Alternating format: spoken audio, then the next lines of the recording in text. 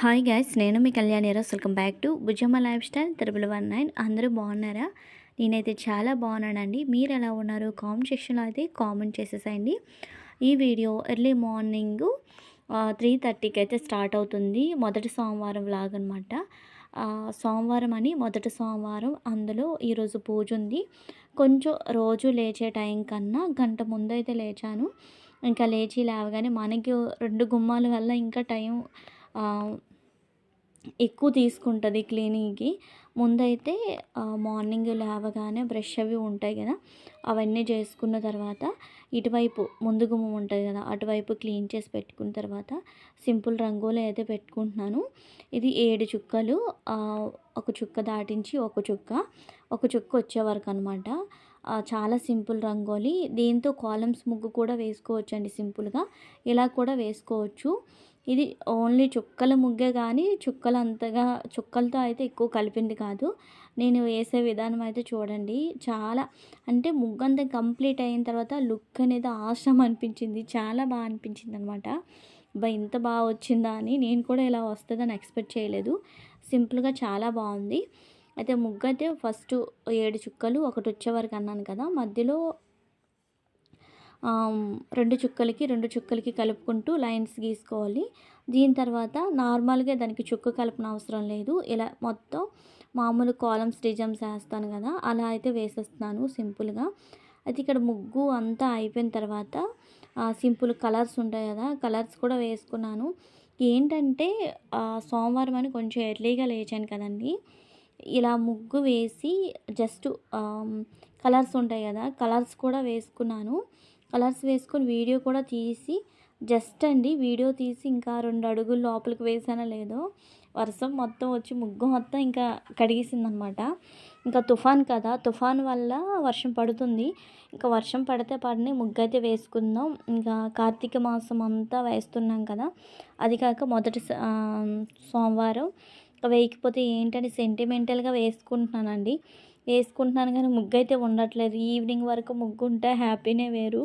ముగ్గు డైలీ పెట్టుకున్న వాళ్ళకి తెలుస్తుంది ఆ ఫీల్ అనేది. నాకేంటంటే ఇంటి ముందు ముగ్గు ఉండాలి, వర్షమైనా ఏదైనా ముగ్గు అయితే పెట్టుకోవాలి. వర్షంకి వచ్చి సపోజ్ కడిగేసినా కూడా ఇంటి ముందు రంగోలి ఉంటే ఆ అందమే వేరు.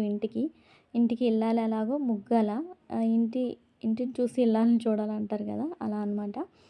అది ఫైనల్లీ ముగ్గు అవుట్ఫిట్ అయితే ఇలా వచ్చింది చూసారా. ఇలా జస్ట్ ఇలా వీడియోలో తీసానా లేదు, వర్షం అయితే పట్టుకుందండి.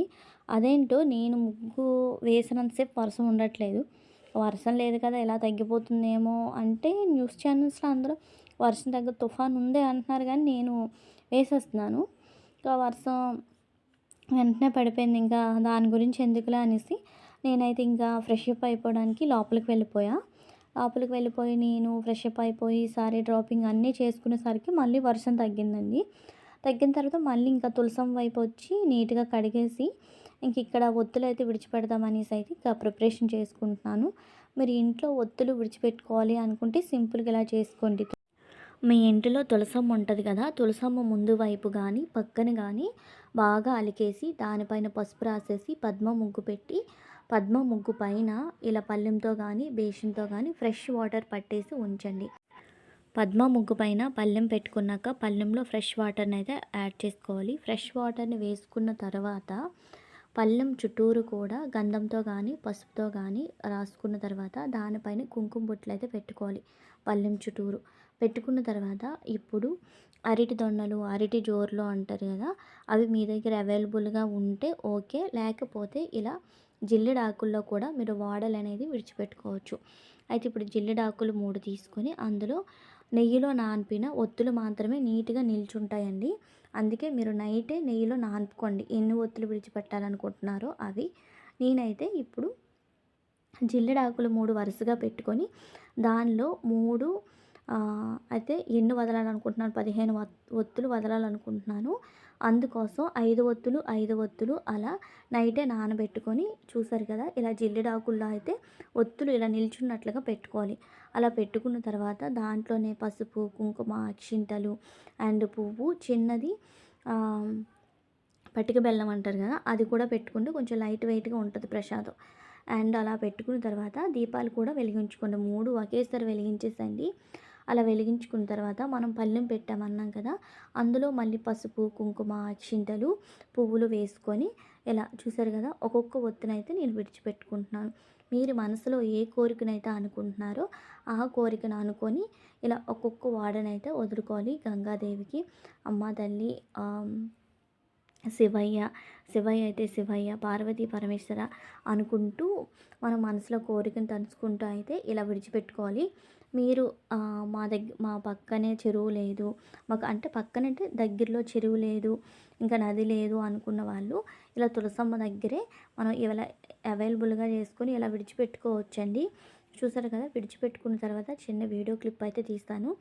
ఎప్పుడు కూడా మీరు వాడ విడిచిపెట్టాలి అనుకున్నారనుకోండి, ముందు వాడ విడిచిపెట్టండి. దాని తర్వాతే తులసమ్మ దగ్గర దీపారాధన, ఇంట్లో దీపారాధన, కార్తీక దామోదర దీపారాధన చేసుకోవాలి.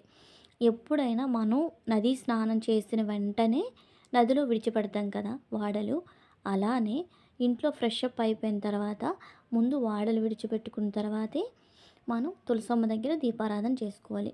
ఈ నెల రోజులు కూడా తులసమ్మ దగ్గర దీపారాధన ముందు ఎందుకు చేయాలి అంటే, సూర్యుడు తులారాశిలో ఉండేటప్పుడే దీపారాధన చేస్తే శివకేశవులకు చెందుతుంది.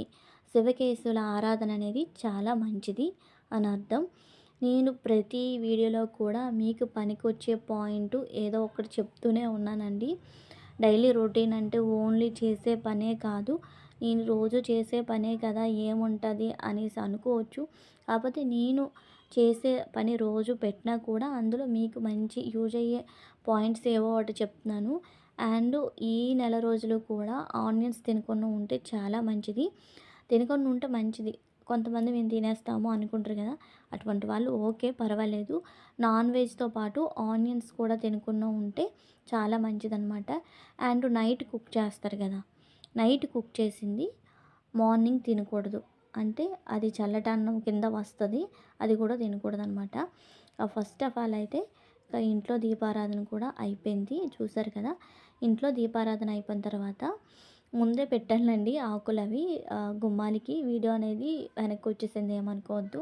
ఇంకా పూజ ఉందని గుమ్మాలకు కూడా మామిడి తోరణాలు అవి అయితే పెట్టుకున్నాను, మామిడి కొమ్మలు. ఇంకా ఇంట్లో పూజ అనేది మీకు ఆల్రెడీ పోస్ట్ చేశాను. శివయ్య పూజ ఎలా చేయాలి ఏంటి అనేది. శివయ్య పూజ అన్నీ అయ్యేసరికి 3:30కి లేచాను కదా, పనంతా అయ్యేసరికి 6:05 కరెక్ట్గా పూజ అయిపోయి లేచేసరికి పూజ నుంచి 6:05 అయ్యింది. ఇంకా 6:05 నుంచి 7:15 వరకు అలా గుడికి వెళ్ళడానికి సామాన్లు, ఒత్తులు అన్నీ అయితే సర్దుకున్నాను. సర్దుకొని ఇంట్లో వీళ్ళకి టిఫిన్ అన్నీ రెడీ చేసి ఇంకా టెంపుల్కి అయితే వెళ్ళిపోయాం. నేను మా ఫ్రెండ్ కూడా టెంపుల్కి అయితే వెళ్ళిపోయి ఇక్కడ 365 ఒత్తు అయితే ప్రిపేర్ చేశానండి.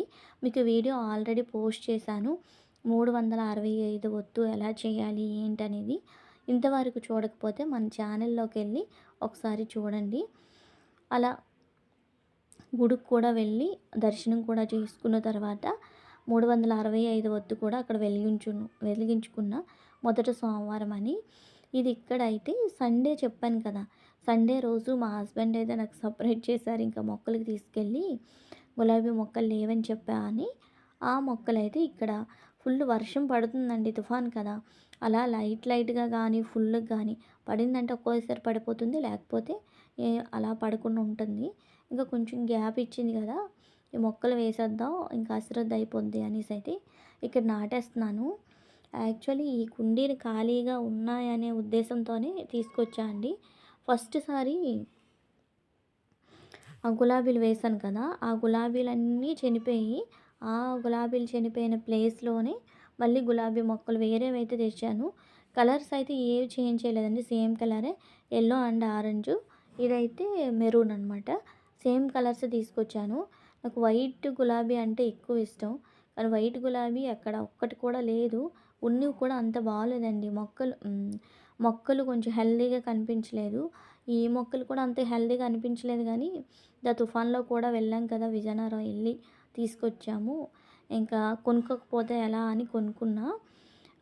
ఇక్కడైతే ఫస్ట్ ఒక కుండీలో అది గుత్తు గులాబీ అన్నారు, ఏంటనేది తెలీదు నాకు.